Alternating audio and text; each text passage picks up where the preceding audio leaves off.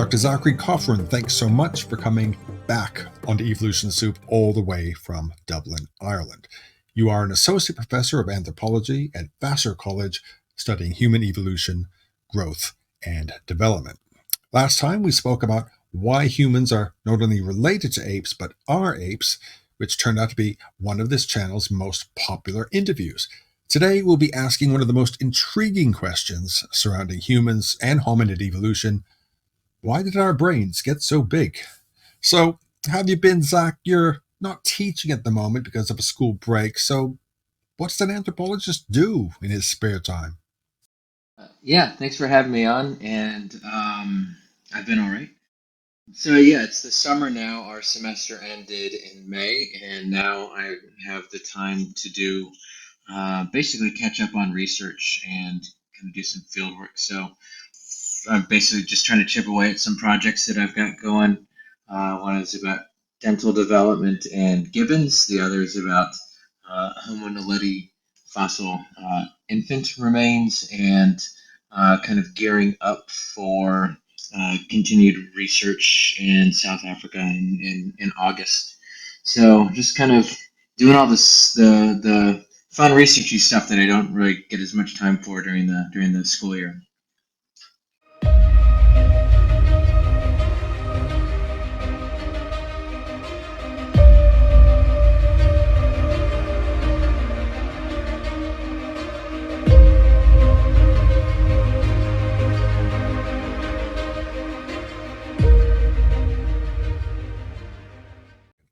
Well, the hominid brain is a subject very dear to your heart. So before we ask the big questions about humans and our apparently unique intelligence, can you give our audience a snapshot of the kind of research that you do? Yeah, my research very broadly is about the evolution of growth and development, and the brain is a really important part of that, but it really kind of encompasses more than just the brain. My research looks across the skeleton, it looks across different species, it looks at modern humans and other primates, so it's very broad, but it's still kind of cohesive in that it all is tied together by growth and development. And so one of the things that really drew me to the brain specifically is that it is a major driver of variation across species in what's referred to as life history, which refers to how species allocate energy throughout their lifetimes to these really critical just life processes of growth and development, maintenance, and reproduction. And so the human brain requires a lot of energy, and that turns out to really influence then a whole lot of other aspects of our species life history, such as our prolonged childhood period, our very late reproductive development, and our really long lifespans as well. And so that's how I initially kind of got into studying the brain. And what's kind of fun about this is that in terms of the fossil record is that brains generally don't fossilize. And so you get this really kind of fragmentary puzzle to work with. It in many ways is very frustrating, in other ways it's kind of fun and exciting. And so the way we study brains through the fossil record is through what are called endocasts, which are or endocranial casts, which are the molds of the inner surface of the skull that surrounds the brain, and the tissues that also surround the brain. So these endocasts will give us a pretty good idea, depending on their completeness, of the size of the brain of a fossil from a fossil, the overall kind of shape and proportions, and to some extent, depending on a number of factors, some of the actual impressions of the brain or the anatomical details of the outer surface of the brain. But those tend to be a little bit more rare. Yeah, so I mean, the brain is just one aspect of what I'm working on right now. Other things relate to just growth and development more broadly, especially in the fossil species Homo naledi, which was discovered 10 years ago now in South Africa. It dates to around 300,000 years ago. And it's a really fun one with regard to the topic at hand because, 300,000 years ago, most hominins, fossil humans, have brains, a little bit smaller than ours, maybe around the same size as ours. But Homo naledi is there with brains about half to a third the size of modern human brains, which raises just a whole suite of really wild questions about evolution and behavior and just basically what this human animal, was doing down in South Africa hundreds of thousands of years ago. And then finally, another project that kind of stemmed from my interest in the brain. It looks at the endocasts of gibbons and the diversity that we see there. And so gibbons are small apes that today live in Southeast Asia, and they wouldn't necessarily come to mind as a species to study if you want to learn about the human brain and human brain evolution and hominin evolution. But they turn out to be a pretty interesting potential kind of model or reference frame for looking at human evolution, because millions of years ago, hundreds of thousands of years ago, there were lots of different species of fossil humans, whereas today we're the only species. And so gibbons are a nice model for that, because there are 4 different major groups, or genera is the technical scientific word for the major groups, divided among 20 species. And so we can look at variation that we see in the brains of gibbons by way of their endocasts, to get an idea of kind of how brains should vary among closely related species. And then we can look at the fossil record in that context. When we think of the timeline of human evolution, we think of small-brained hominids gradually evolving into larger-brained ones, resulting in us, human beings. Of course, we've discovered that things were not quite that linear. In fact, it's all starting to look downright messy. Briefly, what is the story of the hominid brain? So the earliest potential hominins where we can record brain size include Sahelanthropus chadensis, which is about 6 or 7 million years old. And it has a brain size, I want to say, around what you would expect for, say, a chimpanzee today, which is, around 350 or so cubic centimeters, about a third to a quarter of the size of a human brain. Next, we'll have then a pretty big gap in the fossil record. We have a decent skull for Ardipithecus ramidus around 4.5 million years ago. This is from Ethiopia, where again it's still a small brain size, probably in that chimpanzee range. And then it's with Australopithecus afarensis, where we have a pretty good sample size as in terms of the fossils, where we can reliably estimate their brain size. And there we see a big, I don't want to say big, but a decent increase in overall brain size. And so starting with these Australopiths around 3 to 4 million years ago, in both South and Eastern Africa, we see fossils where individuals have brain sizes that jump up from anywhere to around 400 to maybe 5 or up to almost 600 cubic centimeters, which is still quite small. It's in the range of what we see for gorillas today. But one thing that's really interesting about this is that gorillas have really huge bodies. They're very, very large animals. And these early hominins, were probably not as big bodied. And so what this tells us is that their brain size has increased over what you might expect based on just kind of how brain size scales with body size. And so there we see, with some of the earliest hominins, a decent increase in brain size, but they're still small brains. And it's really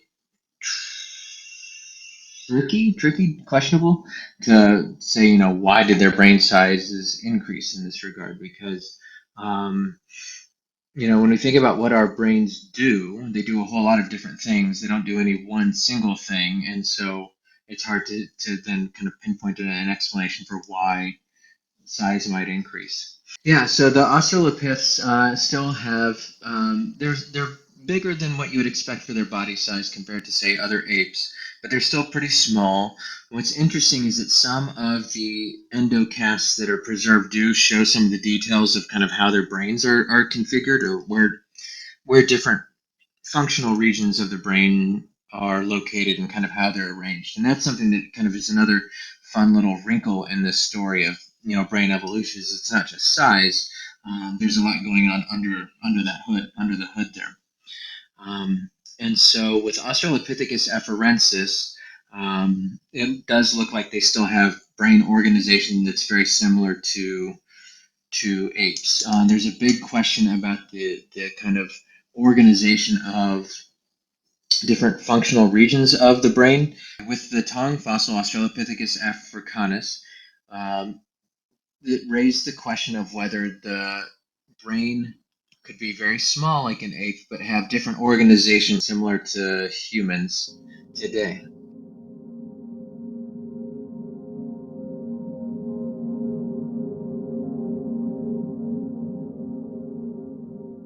So the overview then would be that in general, yes, brain sizes do increase over time, but there's some fun little wrinkles along the way. And another important thing to kind of bear in mind is that it's not just brain size, but also the kind of structure and organization of kind of what's under the hood there.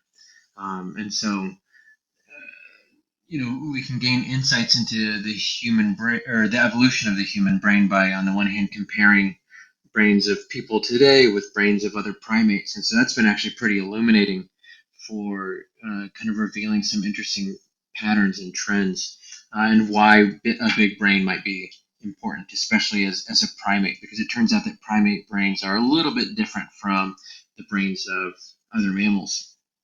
Very specifically with regard to the just greater density of neurons or brain cells that we can pack into a unit of volume or into a space. So kind of within that context, then it's really interesting to see that human brain sizes are much bigger than you would expect for our body sizes, at least compared to the brain-body scaling relationship that you see in other animals, including primates.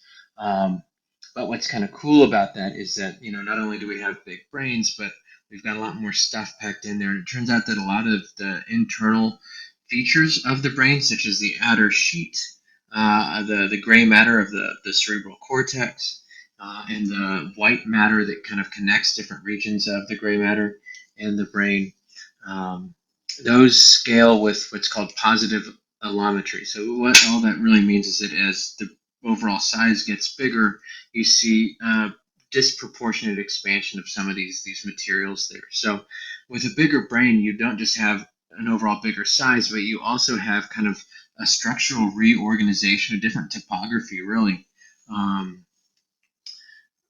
which kind of increases the number of functional areas that can specialize in different kinds of tasks, like face recognition or vocal production or something like that.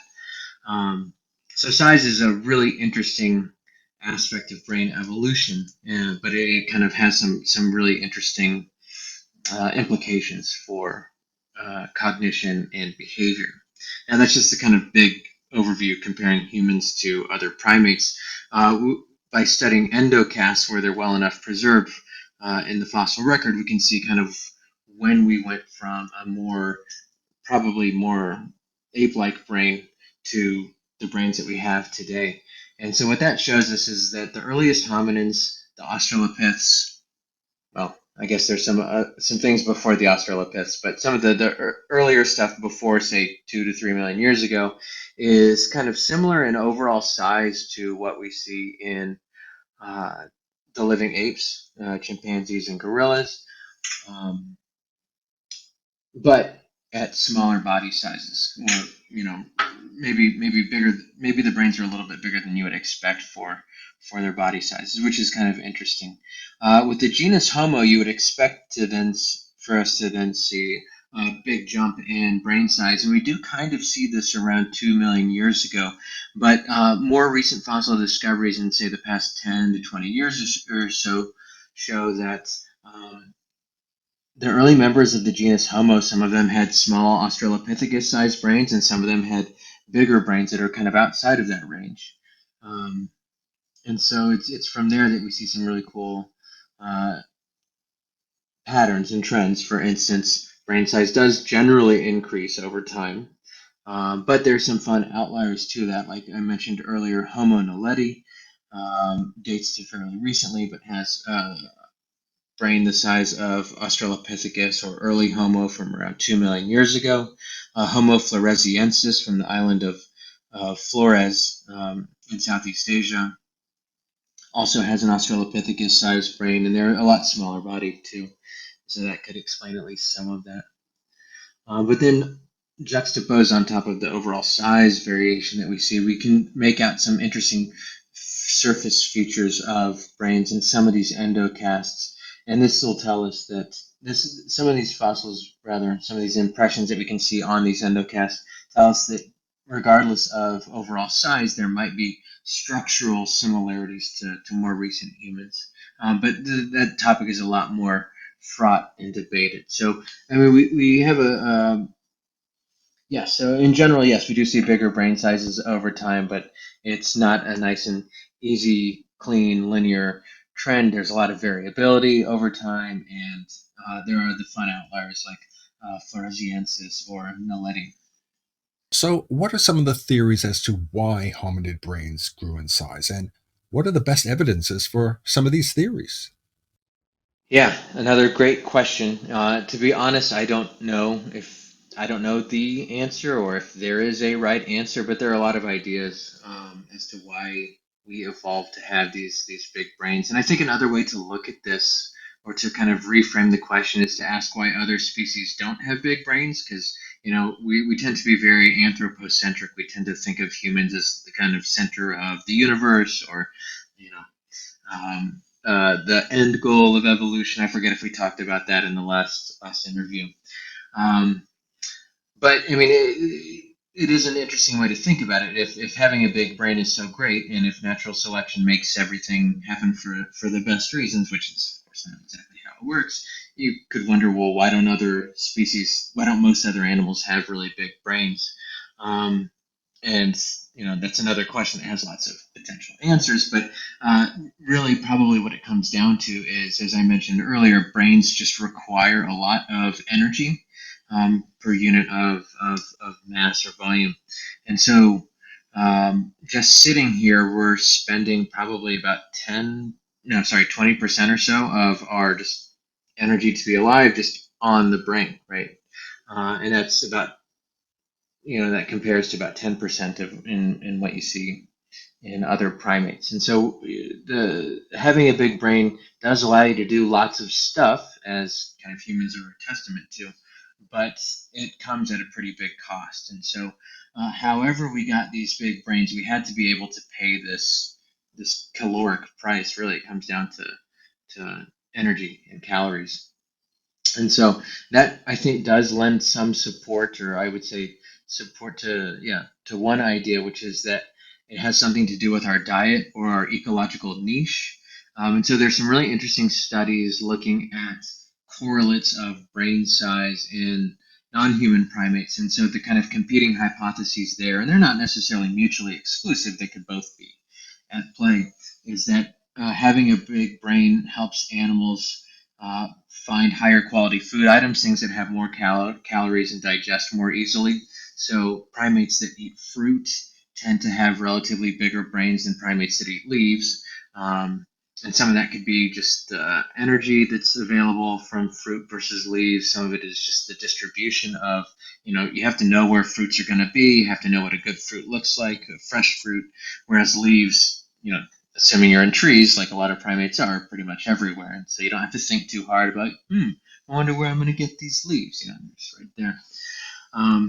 So that's one idea. Another idea is called the social brain hypothesis, which suggests that, essentially with bigger group sizes, you have more intricate social relationships and hierarchies of how individuals relate to one another. It's a much more complex system. And so there's an idea that having a bigger brain uh, evolved as a result of the requirements of a complex social life. And there's good evidence for both of these in non-human primates. Looking to the human fossil record to get evidence for kind of which of these might be more important for humans, we do see around the time of the origins of the genus Homo, or, well, not even the origins, at some point in the genus Homo, around the time that we see brain sizes increase, we do see taphonomic and archaeological evidence. Taphonomic just refers to kind of what happens to bones and things after they get deposited in the earth. But there is evidence that around the time that brain sizes increase, hominins are also exploiting more different kinds of foods and maybe more calorically dense, nutritionally dense foods. And so we start to see tool production. Well, we see tool production around 3.3 million years ago with us, which presumably is Australopithecus afarensis. And again, they have small brains, but they're kind of big for their body size compared to other primates. And so maybe that's something, maybe accessing animal foods, release an energetic constraint or provided more calories at least to fuel these energy hungry brains, and animals that could figure out, all right, well, in order to eat this meat, I got to be able to cut more of it off or something like that. Maybe that would be a driving factor there. But it's a lot more complicated than that too. It's not that we see, there's not a one-to-one correlation between what we see in the archaeological record with technology or the taphonomic and zooarchaeological record with, animal bones being butchered, and then, what we see in fossil brains, right? They're kind of different things happening at different times. What I do find pretty compelling are these social hypotheses, or the ideas that it has something to do with social relationships or mapping social relationships. Because when you look across different animals, different mammals at least, other lineages, other groups that have disproportionately increased their brain size include things like whales and elephants, dolphins, and these are also animals that have long lifespans and complex social groups. Of course, at the end of the day, who knows? So yeah, but we do have these big brains, and I would guess it has something to do with our social groups, which we use to survive and to get these high quality foods. So it all becomes kind of a feedback loop to a certain extent. Okay, let's turn our focus now onto our species, Homo sapiens. Our close hominid species, such as Homo erectus and Homo neanderthalensis, also had large brains, but we seem to have soared in intelligence, creating complex art, culture, and technology. So, what does science currently say as to why humans got so smart? Yeah, that's another one where, there are a lot of ideas out there, and any of them could be correct, any of them could be incorrect, and it's just, there's not an easy answer to it.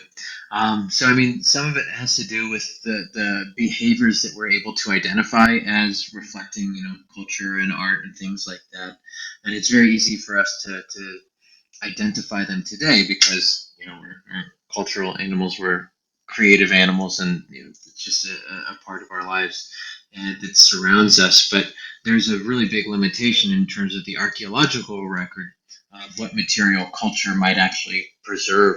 And so we have some really scant and tantalizing pieces of evidence of some kind of creative or even symbolic expression in earlier species. And so there's a really cool shell from a site called Trinil in Java, dating to probably around 500,000 years ago, where researchers about 10 years ago, I think this is the work of Josephine Jordan's, actually, I'm not sure how to say that name. But they discovered this shell, and this had actually been discovered back probably in Eugene Dubois' time in the 19th century. But it's a shell, and it's got these crisscrossed lines on it, and the researchers somehow were able to deduce that probably it was made by taking a shark's tooth and carving the lines into the shell. And it's something that couldn't have happened randomly. It had to be intentional because of just the nature of the pattern and the fact that, like, I mean, you have to when these animals, when the bivalves, when the shelled animals, I don't know what it was, an oyster or a clam or something, was alive, like, in order to get to that layer of the shell where it would preserve today, you need to, like, use a lot of force to get it in. So anyway, this is something that what does it mean, right? It's something that an individual Homo erectus or something like it probably made 500,000 years ago. Was it just a doodle? Was it someone just kind of messing around or saying, hey, this is a kind of fun thing to do on this show? Did it have some kind of an important meaning? I don't know, right? So is that art or is it just, a fluke, right? I don't know. And Neanderthals, similarly, for a long time were said to, be stupid and brutish and, incapable of culture, and some people would say even incapable of speech. And of course, with more archaeological evidence, we're seeing lots of really cool artistic and creative expression in Neanderthals, around over 100,000 years ago, at least. And so, from a site called Krapina in Croatia, for instance, there are a number of uh, eagle talons that were discovered among all the Neanderthal remains, and the talons show evidence of having been, intentionally cut off of these animals, and it's not for food or anything like that. This is not. I guess you can eat anything, but they presumably weren't eating these things, and they're little. I think one of the eagle bones or claws has some kind of a fiber or something on it, suggesting it was actually part of like a necklace or something. There is a hand stencil from a site in Spain on the wall of a cave that basically it's just like the outline of an individual's hand, 64,000 years old. At that time, there's only Neanderthals there.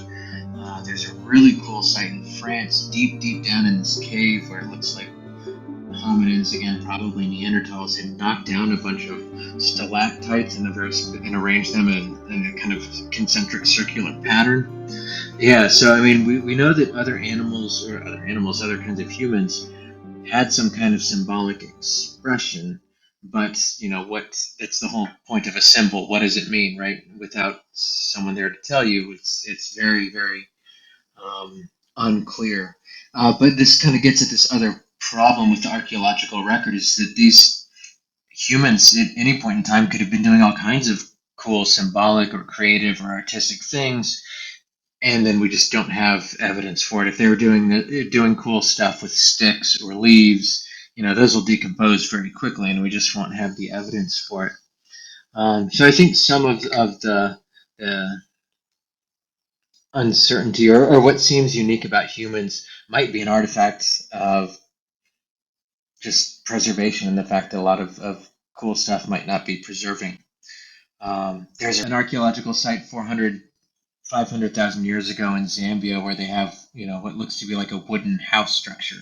And wooden things are very, very rare in the archaeological and fossil record, just because wood tends to decompose. So my guess is that part of human, uniqueness is not so much a reality as just what we are getting in the fossil record and the archaeological record. There are some interesting ideas about how human kind of overall kind of social cognition, how we interpret and understand and act around others, that might have changed in, at some point fairly recently. And when I say fairly recently, I'd say, a couple 100,000 years. And it's one thing that I've been thinking more and more about, and I forget why I started teaching it in my classes, just because I think it's really interesting, which is this idea that humans had self-domesticated. And what that refers to is this idea that, when you have animals that are domesticated, it's artificial selection, right, for essentially more friendly behaviors. And this is a lot of the work of Richard Wrangham, Brian Hare, Vanessa Woods, and others. And Hare and Woods have this great book, Survival of the Friendliest, that kind of goes into detail here. But the idea is that basically humans have undergone selection kind of intrinsically in our social groups for reduced aggression and increased cooperation and friendliness. And some of the support for this idea is that when mammal species are domesticated, you see a number of anatomical or physiological changes that are pretty consistent. And a lot of these basically involve kind of more juvenilized or childlike features in some ways, and there's some interesting correlates in the proportions of the second digit and the fourth digit as well that seem to correlate to a certain extent across primates with lower aggression. And so that's an idea that I think is really interesting, that maybe we have these big brains really for regulation of our emotions and our impulses, and basically for control and self-control in social situations and reading other people, because that is one thing that does actually set humans apart from most other primates, is that we are able to infer what other individuals know, and what they might think and what they might think that we think, and adjust our behaviors accordingly. And there's limited evidence for this in other animals, and so that kind of is consistent with this idea of humans being self-domesticated. In 2013, a new hominid species, Homo naledi, was announced to the world, having been uncovered by Lee Berger's team in South Africa.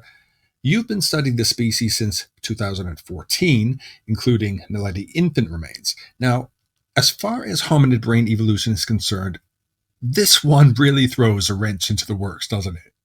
Yeah, naledi is wild, because when we first studied it 10 years ago, at the very beginning, we didn't know geologically how old it was. And so when we were looking at the fossils, that was one of the big questions, is they looked, for the most part, like earlier hominins from around, 2 million years ago or so, including their brain sizes. Then when the geologists came back with, oh, we think fairly certainly that this is probably, anywhere from 230 to 330,000 years old, it was like, what? Brains shouldn't be this small, hominins shouldn't look like this, basically, at this time period, because around 2 to 300,000 years ago, in a lot of the same areas, we have fossils that are presumably more closely related to, or possibly even ancestral to, humans today. So it was very surprising. But Homo naledi is pretty cool, because as one of my colleagues, Sean Hurst, and others showed a few years ago, even though they have smaller brains, some of the fossils have really well preserved impressions of the underlying brain, where to the point where you can actually see some interesting anatomy here. And so one area that is different in humans than it is in the apes, well, a lot of it is very different, but one of them is this area right around here, which is where we have Brodmann areas 44 and 45, which are implicated in speech production, which is not exactly the same thing as language. Language is having the symbols that represent ideas and words and sounds and all that stuff. But at the very least, it is implicated in vocal production. And we can find the kind of corresponding region in apes, and it just, the structure of kind of what those folds of the brain look like is very different in humans and in apes. And so that's something that seems to appear probably at some point. The human-like configuration appears in fossils probably around, depending who you talk to, well, let's say around 1 million years ago or so. Some people would say earlier and others don't. I don't know. I don't have a dog in that fight. But naledi does seem to have, at its small size, a kind of a human-like configuration of the speech area there, which, again, it's not language, but it could tell us that maybe they were communicating or something in a way that is kind of similar to humans today. And so yeah, so Homo naledi's been a really fun thing to be studying here. I'm working on a virtual reconstruction. It's basically taking fossils, filling in the blank areas that are not preserved, and kind of reconstructing the overall size and shape of their brains.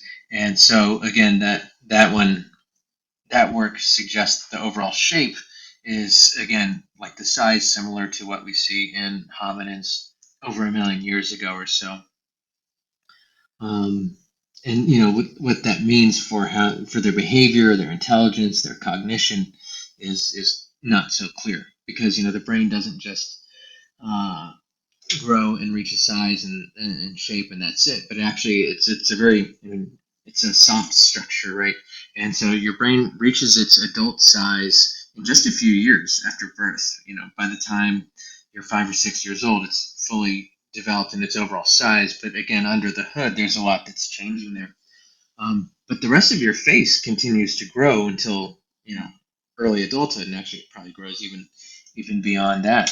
And so that probably actually influences the overall shape of the brain, because you basically have this structure that's growing and you need to be able to breathe and eat and all that kind of fun stuff. But it still has to fit spatially kind of within, between your throat and between your brain. And so the overall shape of the brain does seem to change a bit even after it's done growing in size. And so this is a kind of fun little puzzle. This ancient, million-year-old hominin-shaped brain of Homo naledi. Does that mean they had million-year-old hominin cognition, or is it just that they had bigger faces? I don't know. It's a fun puzzle that we'll try to look at one day. But the other thing with naledi is its very unusual context of kind of where it's discovered in Rising Star Cave in South Africa. These fossils are very, very deep within a cave. Geologists and others on the team think that there was not an easy way to get into the area of the cave where they're found, and therefore they probably would have had to have been brought in intentionally. And because it's a deep part of the cave, you would need light, and they didn't have electricity 300,000 years ago or so. So that would mean control of fire, which is kind of cool. About a year ago, some of my colleagues posted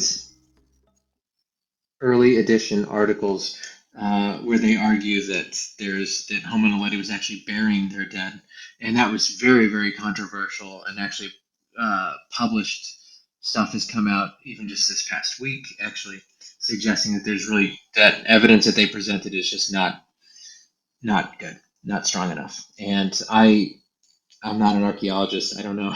So again, but it does raise this question of, how did these human animals, get into this area of the cave? And were they intentionally burying their dead? And if they were, what does that mean? And it's fascinating. But there's a lot of mysteries of Homo naledi, which I think is exciting. We don't want all the questions to be answered, because then there'd be nothing to study, right? And so I think we can use the uncertainty and the mysteries of Homo naledi to learn more about death, to learn more about how animals view death, to learn more about the geology of the cave system, to learn more about what a brain size and a brain shape and what certain anatomical features mean for how animals were behaving and treating one another.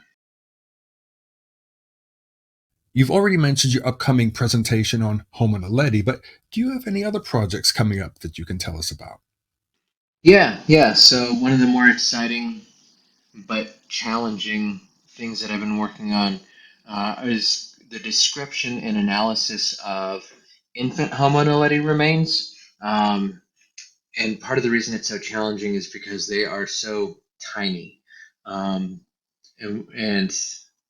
yeah, like literally like bones like that big, or smaller. And so it's been challenging to identify what part of the body they come from, because a lot of them are spine bones. Actually, that is not what I usually study. But there's some other fun little pieces in there, like the shoulder. But the infant remains are really cool, because this can tell us something about how Homo naledi grew. Part of the reason I'm really interested in growth and development is because we talk about these anatomical changes, brain size increase, for instance, that we see over the course of human evolution. These have to come about through modifications to how animals grow, how humans grow. And so some of my earlier work was actually looking at, how does brain growth itself actually change in earlier or over the course of human evolution. And so I'm trying to do something similar with these infant remains and body size. And so actually what I presented at the American Association of Biological Anthropology meetings this past spring was the very preliminary stages of that work, which suggests that Homo naledi might have actually than human-like in terms of how it grew from infancy, or sorry, from birth to early infancy. But that's very preliminary work, so we'll have to see there. And then otherwise, aside from naledi, I'm also working on the gibbon project that I mentioned before, looking specifically at variation in gibbons and how and whether we can use variation there as a model for hominin brain diversity and evolution. So I've micro CT scanned a sample that I'm going to put online hopefully pretty soon here. It'll allow us to look at not just endocranial and brain growth, but also facial growth, dental development we're working on right now, to again try to learn about um, how and why brains come to have the shapes that they do, and why they vary, and whether that means anything at all for their intelligence, their behavior, their cognition. And the final thing that I'm thinking about right now is putting together a book based on natural endocasts. And so we've talked about these endocasts that are the basis of a lot of my research. Occasionally, when animals die, their bodies decompose, and then their skulls fill with sediment, and then the sediment itself fossilizes, leaving what's called the natural endocast um, of these animals. And so I'm thinking about writing a book about brain evolution beyond just, it'll have a focus on humans and hominids, but looking really just kind of from the beginning of brains, really, based on these natural endocasts, these like unexpected and fortuitous fossils. But that's a ways out. It's incredible work that you're doing, and it's great that you've been able to return to the show to share your insights. I will leave links to your social media and research works in the description below, and all that's left to say is thank you very much indeed, Zach, for coming back onto Evolution Soup. Thank you, Mark. Always a pleasure.